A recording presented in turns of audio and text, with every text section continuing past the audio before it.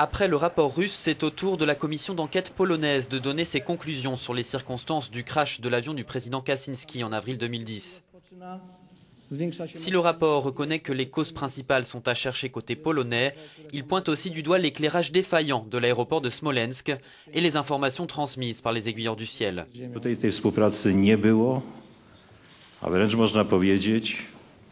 Il n'y a pas eu de réelle coopération entre les contrôleurs aériens russes et l'équipage polonais.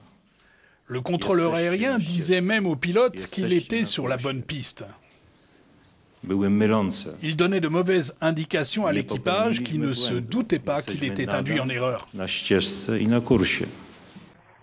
Conséquence directe du rapport, le ministre de la Défense polonais assume ses responsabilités. Il vient d'annoncer sa démission.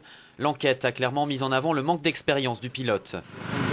L'accident avait suscité une vive polémique entre les deux pays, une partie de l'opinion polonaise croyant à un attentat russe contre son gouvernement. D'autres rumeurs accusaient le chef d'État polonais d'avoir forcé l'équipage à atterrir. L'enquête polonaise semble indiquer des responsabilités partagées pour cette catastrophe ayant fait 96 morts.